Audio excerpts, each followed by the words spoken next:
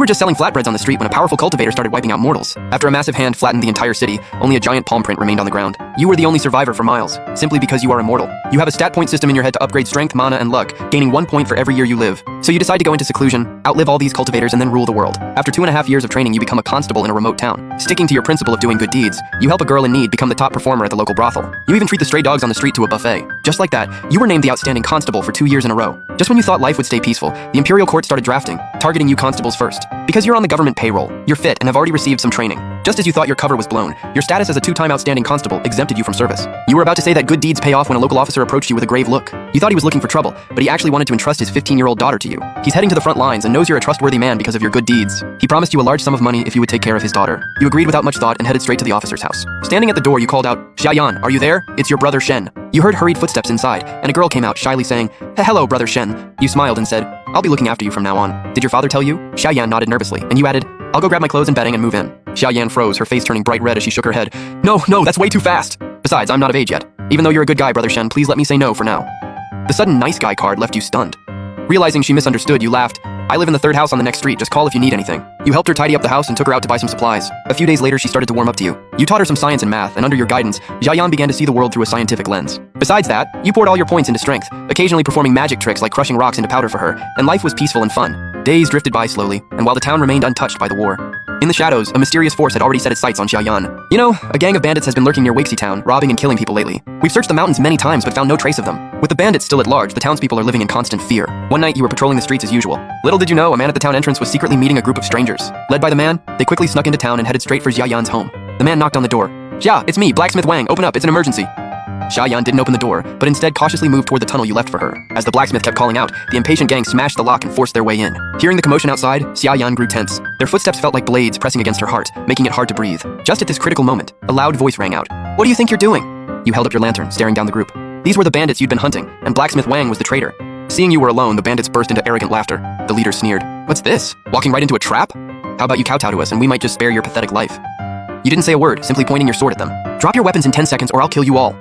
Instead of fear, they just laughed even harder. The leader raised his machete and charged straight at you. You didn't dodge, you reached out and grabbed the blade. Cracks spread across the steel, and in the next second the blade shattered into pieces. Silence fell instantly as the stunned bandits stared at the shards on the ground. A strategist among them stepped forward. "Master, we're just wounded soldiers. We didn't mean any harm. We have plenty of gold in the mountains, it's all yours, please spare us." You didn't answer, simply swinging your sword to finish off the leader. You smiled coldly. "Let me introduce myself, I'm Shen Qingxuan, the town's 4-time top constable, here to send you to a better life."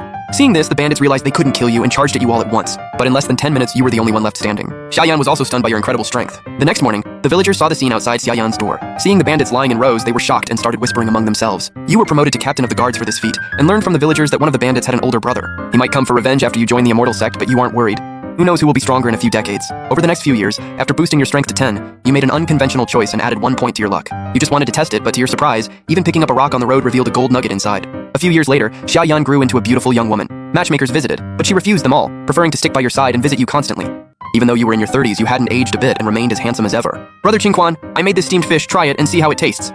"Brother Qingquan, shall we go fishing? You caught everything last time and I haven't had enough yet." "Brother Qingquan, why are you still so young? This won't do. What if I grow old while you stay the same? No, that's absolutely not allowed." Time slipped away amidst Xiaoyan's constant calls of Brother Qingquan. It was around the 13th year that news of Xiaoyan's father's death finally arrived. Xiaoyan cried for a long time that night, and you stayed by her side in silence. Sobbing, Xiaoyan looked at you. "Brother Qingquan, do you think anyone in this world really cares about me?" You nodded and said, "I do." Xiaoyan wiped her tears. "Who?" You replied calmly, "Me." Hearing this, Xiaoyan lowered her head. She wasn't surprised, but she felt overjoyed. After a moment, she looked up and said boldly, "Brother Qingquan, actually I." But the words "love you" didn't make it out. A brilliant light appeared over the town, followed by a loud boom. The villagers rushed over as a master began recruiting disciples, with an old man standing in the center. "We are cultivators from the immortal sect. We sensed someone with great destiny here and have come to recruit disciples for the Fuyao immortal sect."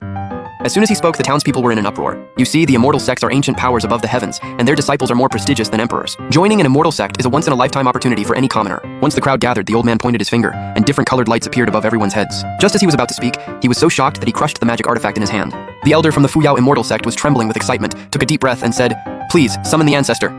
The next second, a figure stepped out from the void. Without a word, the mysterious figure flicked their hand, sending an ancient token flying forward. It was the heavenly secret token, the signature artifact of the Fuyao Empress, capable of sensing destiny and tracking the great Tao. They had come to this remote town specifically because they sensed someone with immense destiny. The token streaked through the air like a shooting star, landing right in front of Xiaoyan. The old man pointed at Xiaoyan in surprise, exclaiming, "We found the one with great destiny, it's this girl." The mysterious figure spoke in a clear, cold voice. "Are you willing to join the Fuyao sect and attain the supreme Tao?" Xia Yan was stunned, asking in disbelief, "Me?" The mysterious woman nodded.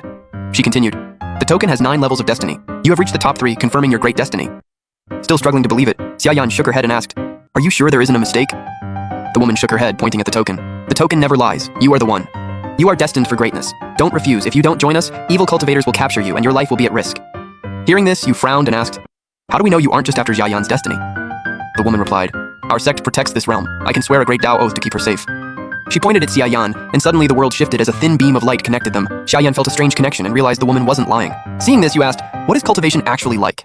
The woman explained, "Our sect focuses on immortal arts. Xia Yan has the potential for the supreme Dao, but it will take over 10,000 years of cultivation." Xia Yan gasped in surprise, looked at you and asked, "Can I bring Brother Qingquan along to cultivate too?" The woman didn't mind taking you along, but when she scanned you with the token, it suddenly glowed with a strange light. The woman's calm expression vanished. "You have absolutely no destiny at all. Since ancient times, all cultivators have destiny. The more they have, the higher they can ascend. However, there is a rare exception, those with 0 destiny. This usually means one of 2 things. Either you are a reincarnation of a supreme being capable of destroying worlds, a terrifying existence, or you are simply a rootless person with no measurable potential. Either you are a reincarnation of a supreme being capable of destroying worlds, a terrifying existence, or you are simply a rootless person with no measurable potential." The woman frowned and immediately refused to let you join. Xia Yan anxiously pleaded, "But Brother Qingquan is very strong. He defeated over a dozen bandits." The woman raised her hand to cut Xia Yan off. "Your perspective is limited now. Once you walk the immortal path, you'll see how insignificant mortals are. I will give him some compensation." Xia Yan hesitated. She wanted to become an immortal, but she didn't want to be separated from you. Seeing this, the mysterious woman continued, "No need to hesitate. Once you join, I'll give him the immortal arts. He can still cultivate, and if he has the talent, you two will meet again." Though she said this, she didn't really take you seriously. Xia Yan has the potential of the earth. If he doesn't die young, he'll live for at least 100,000 years, while you, a mere mortal, will be nothing but bones in 1,000 years. Xia Yan lowered his head, clutching your sleeve. "Brother Qingquan, I want to go." He wants to cultivate not for the great Dao, but to stand up and protect you when the immortal sect comes for revenge. He hopes to walk the path of cultivation with you, so you can both live a long life and stay together forever. In fact, he's felt something was off for years. Your appearance hasn't changed at all, but he is different and will grow old, so he wants to go. You looked at Xia Yan, then grinned. "If you want to go, then go. Follow the path you want to take." "Okay," Xia Yan replied, but he raised his hand to secretly wipe away his tears. Seeing that Xia Yan agreed, the mysterious woman arranged to take him away in 3 days. However, on the last night of the 3rd day, Xia Yan brought a pot of wine and came straight to your door. He said drunkenly, Brother Qingquan, open the door."